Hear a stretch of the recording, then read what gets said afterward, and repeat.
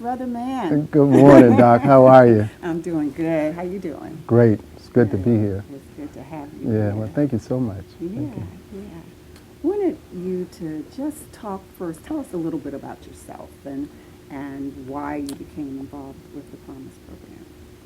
Well, for the past 30 years or so, I've been in the social work field, counseling, working in social service agencies, dealing with children who are in foster care, and gang violence prevention, doing all those kind of things for years. And you know, it's wonderful when you realize, sometimes it takes a long time, when you realize what your purpose is. And so I know that my purpose is to be involved in the community. But first I had to kind of figure out who I was as a man. You know, I have 3 children, 3 sons, and every day I still questioned, did I do the right thing? Yeah, right. Did I raise them right? You know, did I raise them right? And so what I thought that I might do is try to cover as many children as I can. Thinking that, because an old prophet told me this one time, that you need to cover folks. When you cover people and care about people and serve people, then you are served. So that, to me, that meant that if I work hard in the community to create an opportunity for young people to have education, to make sure that they understand how to deal with differences and anger, have them to realize what their culture is and who they really are, based on what somebody on social media are telling you are, that will cover my children. So it's kind of selfish at first, but long-term plan has been to continue to sow into individuals who I know are very intelligent but may not have been exposed. Exactly. So now we have to have the experience. My age, that's the experience. You have to be excited about it, because if you're not excited about it, then they can pick that up real quick. And then you have to have some type of tool of evaluation when you're doing this. So is it really working? Is behavior changing? You know, how they're talking now, what are they doing in school? What are the parents saying? What is the community talking about? You know, so then you can kind of measure if you have made an impact or not. Yeah. So how did you become involved with the Promise program? Well, the Promise program. I mean, we know, but let's tell everybody. So I used to run be a part of a big statewide Virginia fatherhood movement. And I got a call from one of the gentlemen, and he said that he had just met this lady, Dr. Linda Malone-Colon. And he mentioned that you were looking for someone to possibly work on a project. So I called you and I came over. But here's the important thing, that I didn't know the project was about marriage. And so you and I, for about a year, rode around the whole Hampton Roads area interviewing families and listening to the mothers and the fathers talk about their goals and how they got to where they were.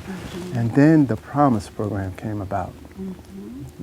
What a wonderful opportunity, right? To be able to stay in Hampton University and work on a program that was research-based. So, you know, a lot of people in the community have programs, but they don't always have the data to say if it's been successful or not. So this program, and I work with some wonderful people, such as yourself and the other doctors, the hidden figures we call you all. And I had an opportunity to work with some wonderful young men as the lead facilitator and doing some of the training. Started off doing some of the consulting, but eventually just got so involved and loving on them as they love on the youth that we're serving. And we've been so blessed to have you. Well, You've been with us since the inception. That's You've right. played a major role in the development and implementation of this program. I appreciate that, Doc. So we're so thankful to have you.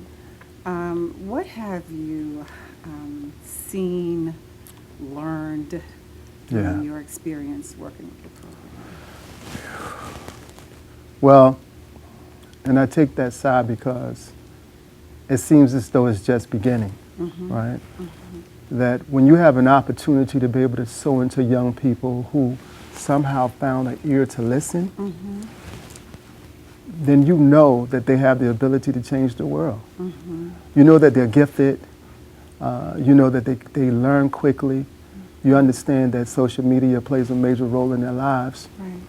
but the piece that they may be missing is some of that humanistic stuff. Right. So our goal is to make sure that they recognize that you need to look me in the eye, that you need to sit with me and allow me to talk and then allow me to listen to you, and that whatever you choose to do, you have the support system now to do it.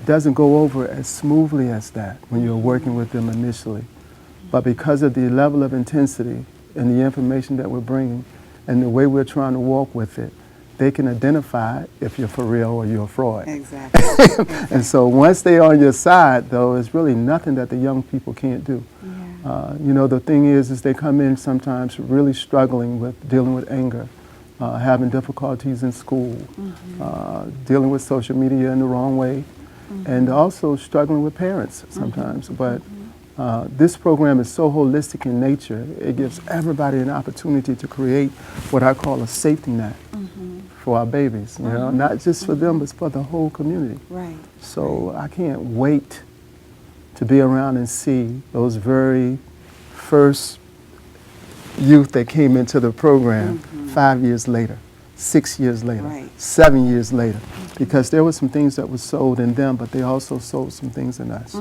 Yeah. Absolutely, Yep. absolutely. And I think it's been really a powerful experience too, because we've been able to demonstrate how important it is for people of color Yeah. to develop these kinds of programs for our youth. Yes.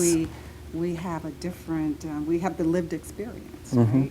And a different heart for this work. Did you want to talk at all about that? Yeah, It's well, Hampton University and Howard Yes. University. Yeah, Hampton University and Howard University. And you know what's interesting about that, when we visited Howard University, it appeared to be like men, similar thoughts, caring about individuals. They were the same type of guys that Hampton had. Yeah, And so it was yeah. easy to be able to kind of talk to them about where they are in this whole struggle around making sure that we can protect our children and our families. But what really happened is that it's so, the curriculum is so powerful. So those of us who have been doing facilitation for a long time had to become more disciplined and not jump away from the curriculum, because the curriculum has an outcome that is destined to bring. But when you get so excited and you start going back to what you think you know, then you kind of miss some of the very important intricacies that need to be talked about in this curriculum. So the training now, we had a training with Howard and Hampton together, and it was all about, can you stay disciplined? Yeah, right, right. Can you stay disciplined? Because I know you're coming with something. That's why you're working here. Exactly. Because you're good already, Yeah. you're successful already, but can you understand that this is a plan, a blueprint to get the results that are best for the youth that we're serving? But you have to stay disciplined. Isn't that something? That's something else. And you're something else, and the other men who work for yeah. this program are something else. Yeah. And I often, you know, when I sit with you guys, and I watch you guys working with these kids, I'm just always so inspired because I know that it's really coming from the heart, and you really have something to offer these boys. What would you identify as what's special about these men? You know, because a lot of times we see the negative, you know, with regard to our community and black men, and these are special men Yeah, who they are are. really wanting to come in and love on these boys and mentor them Yeah. and, you know, help them to realize the potential that we all know they have. Well, I think it's pretty simple for me. I think they see it as an opportunity to right some wrongs themselves.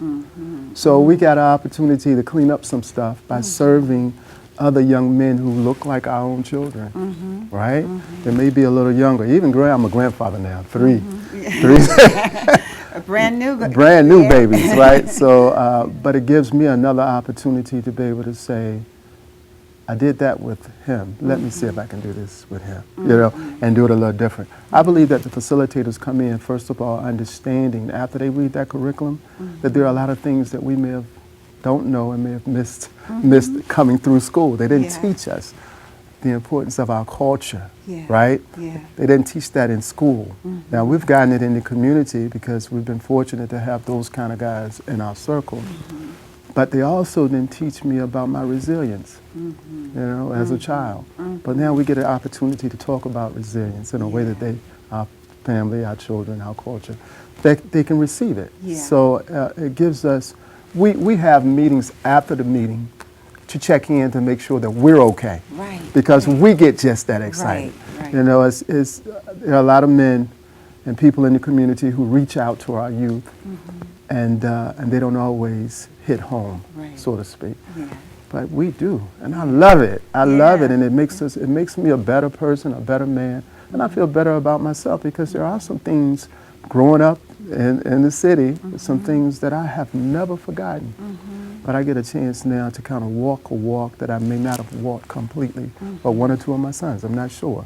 But here, I can stay in it, and they ask me, so Dad, what are you learning? So I'm saying I'm learning a whole lot over and over. So I believe that each man who comes in here makes a commitment to be here because they feel they have to, but they also know it's necessary. It's not about the money. It's about what a great opportunity for me to grow. And that's what I'm getting from them. Yeah, that's good. And I Yeah. think something that we've been able to do, something that we set out to do, is all of us who work with this program to love on each other, you know, Yeah. and in order to model what it is we're wanting these boys to aspire to be. And that's so important. I think sometimes in our organizations and places of work, we don't understand the importance of us walking that walk that we're Yeah. talking about. And we have to, as the leaders of this program, be about that.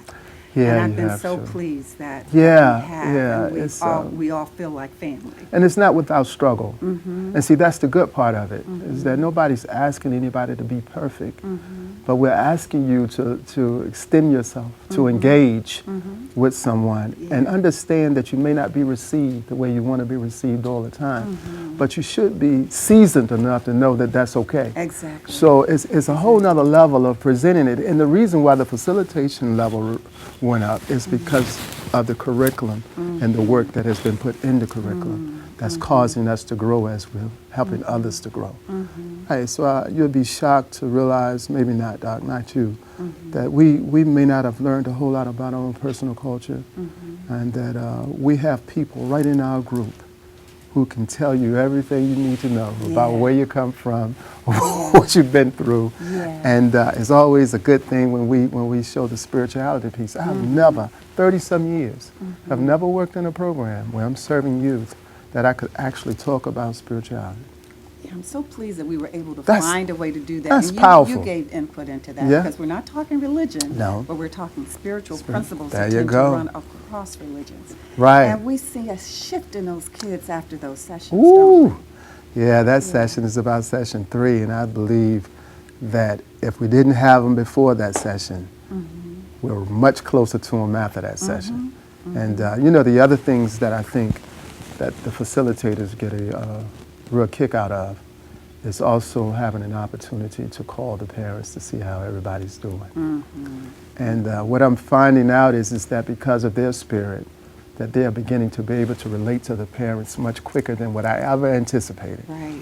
And then I realized it's a reason why. It's I think when the parents bring their children to Hampton University, they get an opportunity to engage and see who the men are, what the program is about, see you all, and listen to what their children are saying. My mother told me a long time ago, she said, I can't teach you baseball, but I can take you to the person who can. Right? And I think that, you know, the challenge is that when these good-looking guys start working with these youth, the spirit comes out, and then it looks extremely attractive to everybody. Right. You know what I mean? Yeah, So we also have to talk about our level of engagement, the conversations that we have, and how we support families in the appropriate way. So we've done this for 4 years now. Yeah. We've grown, we've learned a lot, it's gotten better and better. Yeah. Had a lot of successes. And what would you like to see next for the program? And ultimately, what would you like to see? Yeah, that's a good question, Doc. You know, what I really would like to see, you know, although it's wonderful here on campus, and that Howard is doing an extremely wonderful job, that this is too good to be kept behind closed doors. Exactly. So my vision would be that it becomes a national, maybe even an international program with the same structure, with the same guidelines, with the same intensity and the same love, and to be funded in a way that it can be done at the top level.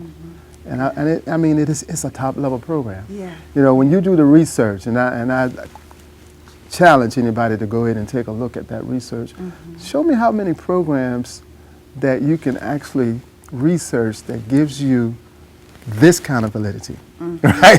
That shows this kind of turnaround. Yes. You know what I mean? Yes. So I need documentation now. So can I see the materials that you have been successful and how you've been successful? So this program does that. So you don't have to sit there and try to figure out, well, what I'm going to tell somebody. Yeah. I'll just show you the proof. Here it is. Right. It's been done by the best. It's been done. We had doctors that sit on this thing and did this thing right. Yeah. So it's an easy conversation to have. Hopefully with those big time funders who understand the impact that it's making in these communities. You know, if you really say you care about our community, put your money where it's supposed to be. There you go. That's what I say. Yeah. Yeah. Yeah, so I just want to thank you again my for pleasure. everything. This program wouldn't have been without you. Well, I It appreciate really that. wouldn't have. Well, thank And you so I want much. to thank you. Is there anything else that you'd like to say? No, yeah, one thing. I just want to say that God gives us opportunities to be in position. And many times if we don't think, if we try to do it ourselves, we somehow not end up in those positions. So I am so happy that it was not me who was thinking about how to do this, and that we were put together just for this time, place, and space to really have a great impact, not just on the community that we live in, but the world. Yeah. And so I'm really excited about it and can't wait till it meets that place where we're doing it the way, you know, on a much larger scale. Ultimately, So thank you. we really didn't do it, right? No, there you go. We allowed There it you to be go. done There you through through us. us. That's the Yeah. point. That's the point. So keep on working with me. I need it. I need it. So that's all. But thank you so much, Doc, for Thank everything. you.